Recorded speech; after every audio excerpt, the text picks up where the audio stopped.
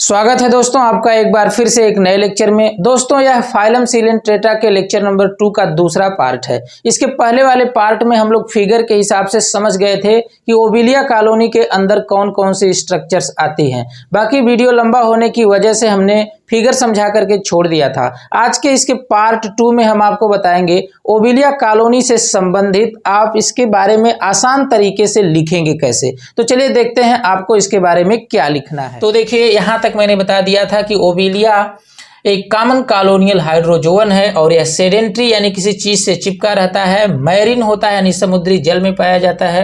Cosmopolitan इन distribution यानी कि पूरे विश्व भर में पाया जाता है। आगे देखिए क्या है, अकर इन एसेक्सुअल एंड सेक्सुअल फार्म्स यानी कि यह एसेक्सुअल और सेक्सुअल दोनों फार्म में पाया जाता है। अभी जो आप देख पा रहे हैं ये डायग्राम यह एसेक्सुअल अवस्था में है और जब इसके अंदर से मेडुसा टूट करके पानी में तैरने लगेगा तो वो सेक्सुअल फार्म में हो जाएगा।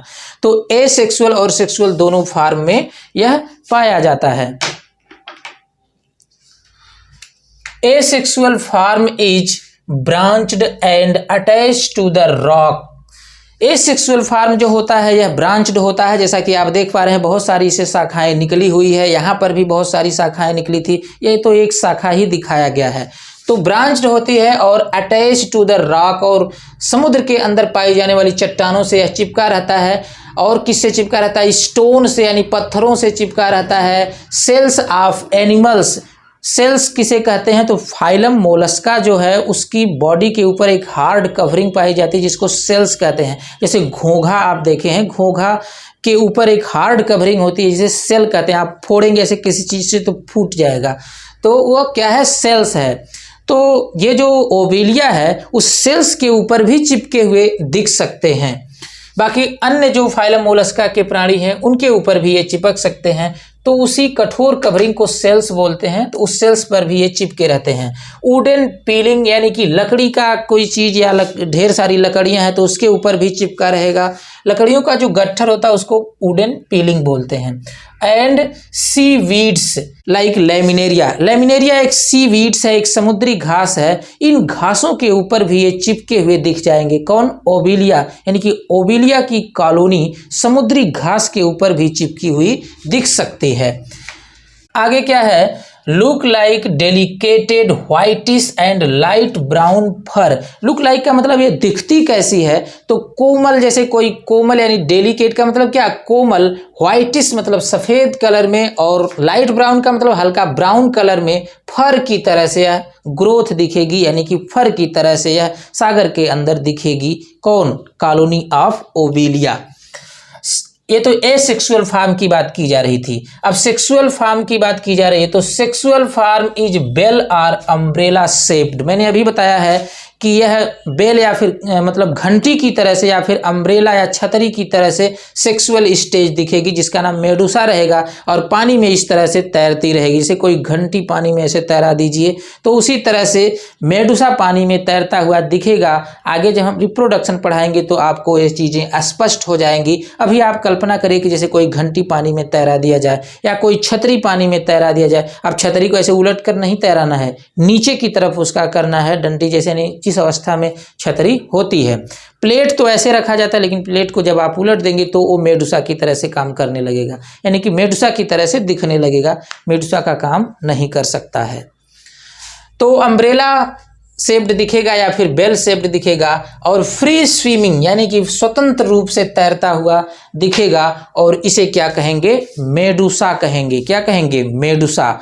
ये आप समझ गए। अब इसके बाद हेडिंग डाल देंगे, मेन हेडिंग जिसके बारे में सवाल पूछा था। तो मार्फोलॉजी ऑफ ओविलिया कॉलोनी यानी ओविलिया कॉलोनी की मार्फोलॉजी या फिर पॉलीमार्फिज्म इन ओविलिया कॉलोनी। देखिए हम एग्जाम ओरिएंटेड पढ़ा रहे हैं इसलिए एक ही हेडिंग को दो तरह से मैंने लिखा है, क्योंकि सवाल में किसी भी तरह से पूछ सकता है। या तो पूछ सकता है कि मार्फोलॉजी दीजिए ओविलिया की, या फिर कह सकता है कि ओविलिया में पॉलीमार्फिज्म दिखाइए। तो दोनों का मतलब एक ही है। अगर सवाल में मार्फोलॉजी का नाम लेगा तो भी आप यही रिप्लाई दीजिएगा और पॉलीमार्फिज्म का नाम लेगा तो भी आप यही रिप्लाई दीजिएगा। अब देखिए इसके अंदर लिखना क्या है समझ लेते हैं। तो ओविलिया कॉलोनी आर पॉलीमार्फिक, यानी कि जो ओविलिया की कॉलोनी है वो पॉलीमार्फिक होती है, जैसा कि अभी आपने देख लिया। हाइड्रेंथ है, गोनेंजियम है, इसके अलावा मेडुसा है, तो पॉलीमार्फिक कॉलोनी ऑलरेडी है हो गई। कंसिस्ट ऑफ 2 टाइप ऑफ ज्वाइड्स, इसके अंदर 2 तरह के ज्वाइड्स होते हैं, दैट इज जो हैं क्या हैं, हाइड्रेंथ एंड ब्लास्टोस्टाइल। हाइड्रेंथ एंड ब्लास्टोस्टाइल, ये देखिए हाइड्रेंथ है और ये देखिए ब्लास्टोस्टाइल है। गोनेंजियम को ब्लास्टोस्टाइल भी कह सकते हैं, क्योंकि ब्लास्टोस्टाइल पर ही जो मेन स्ट्रक्चर्स है वो पाई जा रही है। बाकी गोनोपोर और गोनोथिका तीनों को मिलाकर गोनेंजियम कहते हैं। तो मेन स्ट्रक्चर जो रिप्रोडक्शन वाली है वो क्या है, ब्लास्टोस्टाइल। वो क्या है, ब्लास्टोस्टाइल। और कुछ अन्य स्ट्रक्चर भी इसके साथ जोड़ दी गई हैं, तो इसको क्या बोलेंगे, गोनेंजियम बोलेंगे। तो क्लियर हो गया, एक हाइड्रेंथ है और दूसरा ब्लास्टोस्टाइल। हाइड्रेंथ परफॉर्म फीडिंग, हाइड्रेंथ क्या परफॉर्म करता है, क्या काम करता है, तो फीडिंग का काम करता है, अभी आपने विस्तार से समझा। एंड सिमिलर टू हाइड्रा, और हाइड्रा के सिमिलर होता है, यानी हाइड्रा जैसा दिखता है। आप हाइड्रा देखे होंगे, चित्र में नहीं देखे हैं तो फोन में सर्च करके देख लीजिए, इसी तरह का दिखेगा। ब्लास्टोस्टाइल प्रोड्यूसेस मेडुसा, यानी जो ब्लास्टोस्टाइल है वो क्या प्रोड्यूस कर रही है, मेडुसा प्रोड्यूस कर रही है, जो कि एक क्या है, सेक्सुअल फॉर्म है। क्या है, सेक्सुअल फॉर्म है। अब जो है दोनों में हाइड्रेंथ और ब्लास्टोस्टाइल में पहली हेडिंग डाल देंगे हाइड्रेंथ, या फिर इसको पॉलिप भी कहते हैं। तो देखिए इसमें क्या लिखेंगे, आल्सो कॉल्ड गैस्ट्रोजॉइड्स और ट्रोफोजॉइड्स। गैस्ट्रोजॉइड्स, गैस्ट्रो संबंधित शब्द पेट से लिया गया है या फिर अमाशय से लिया गया है। यहाँ पर इसका मतलब है पोषण के लिए, और ट्रोफो का मतलब भी होता है पोषण। तो इसके 3 नाम हैं, 3-4 नाम हो गए। देखिए हाइड्रेंथ, या फिर इसको क्या बोलेंगे, पॉलिप, या फिर इसको बोलेंगे गैस्ट्रोजॉइड्स, या फिर कह सकते हैं ट्रोफोजॉइड्स। ये सारे नाम इसलिए दिए गए हैं क्योंकि ये पोषण का काम करते हैं। इसके बाद क्या है, लुक लाइक हाइड्रा, और हाइड्रा की तरह से दिखते हैं, अभी आपने यहाँ पर भी देखा था। इसके बाद है न्यूट्रिटिव ज्वाइड्स ऑफ द कॉलोनी, यह जो ज्वाइड्स हैं यानी कि हाइड्रेंथ है, न्यूट्रिटिव ज्वाइड्स हैं कॉलोनी के। इट हैज कोनिकल पोर्शन, इसमें जो कोनिकल पोर्शन है कॉल्ड मैनुब्रियम, या फिर इसको क्या कह सकते हैं, हाइपोस्टोम। ये जो शंख की तरह से संरचना है इसको क्या कह सकते हैं, मैनुब्रियम कह सकते हैं या फिर हाइपोस्टोम कह सकते हैं।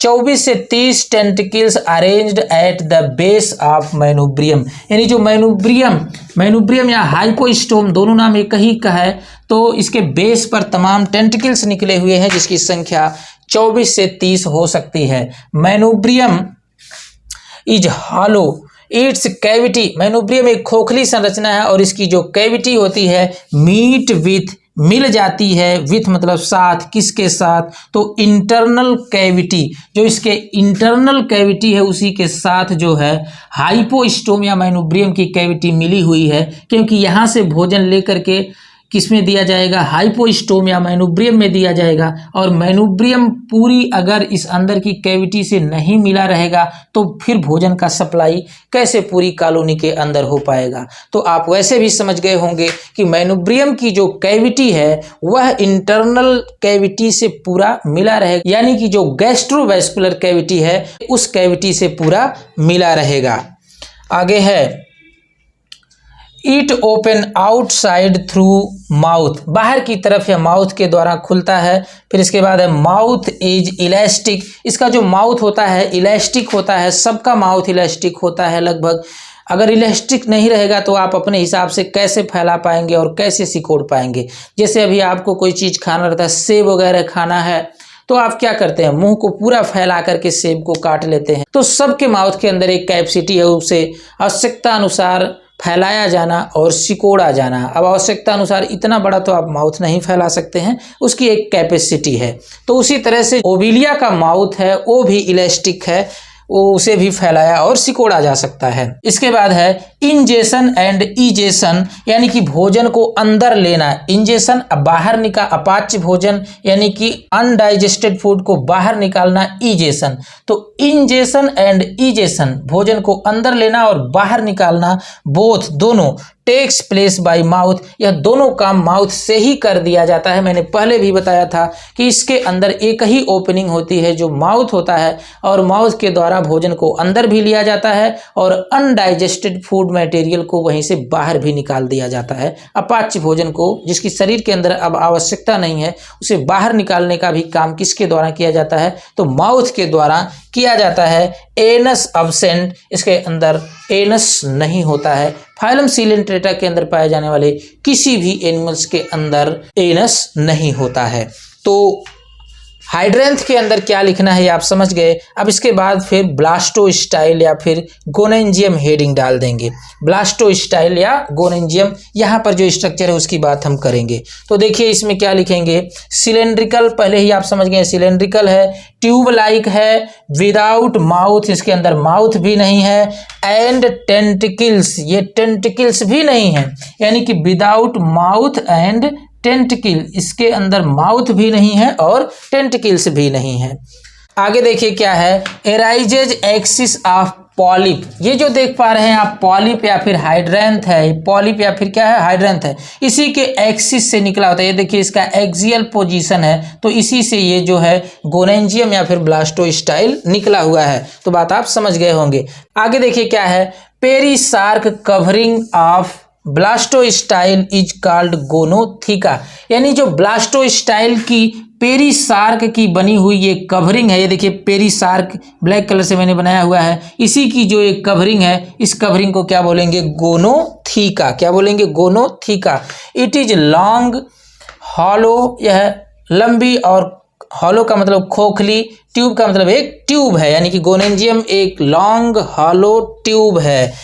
इट हैव नो सीलेंटेरान, यानी इसके अंदर सीलेंटेरान कैविटी नहीं है। मैंने पहले ही बता दिया था कि जो सीलेंटेरान कैविटी है यहाँ पर गायब हो जाती है, क्योंकि ब्लास्टोस्टाइल जो है वो एकदम सॉलिड स्ट्रक्चर है, इसके अंदर कोई भी खोखली चीज नहीं है, यानी कि सीलेंटेरान नहीं है। आगे लिख देंगे, दीज आर रिप्रोडक्टिव ज्वाइड्स, यानी जो ये गोनेंजियम है या फिर ब्लास्टोस्टाइल है, ये रिप्रोडक्टिव ज्वाइड्स है, अभी कई बार मैंने इसे बताया है। which produce asexually, जो एसेक्सुअल रिप्रोडक्शन के द्वारा प्रोड्यूस करते हैं, मेनी सॉसर शेप्ड, बहुत सारी तस्तरी की तरह से स्ट्रक्चर, मतलब संरचना, मतलब यह एसेक्सुअल रिप्रोडक्शन के द्वारा बहुत सारी तस्तरी जैसी संरचना प्रोड्यूस करती हैं, निर्माण करती हैं, कॉल्ड मेडुसा, उसे क्या कहेंगे? मेडुसा कहेंगे। हालांकि आगे मेडुसा पर हम एक विस्तृत वीडियो देंगे, लेकिन यहाँ पर शॉर्ट में थोड़ा सा मेडुसा के बारे में समझ लीजिए। अब हेडिंग आप डाल देंगे मेडुसा, और नीचे लिख देंगे these are organism bearing sex organ of Obelia, मतलब जो मेडुसा है एक ऑर्गेनिज्म है, एक प्राणी है, मतलब ओविलिया ही है, अलग तरह का प्राणी नहीं है, जो ओविलिया के सेक्स आर्गन को, यानी कि रिप्रोडक्टिव आर्गन को बियरिंग मतलब धारण किए हुए है।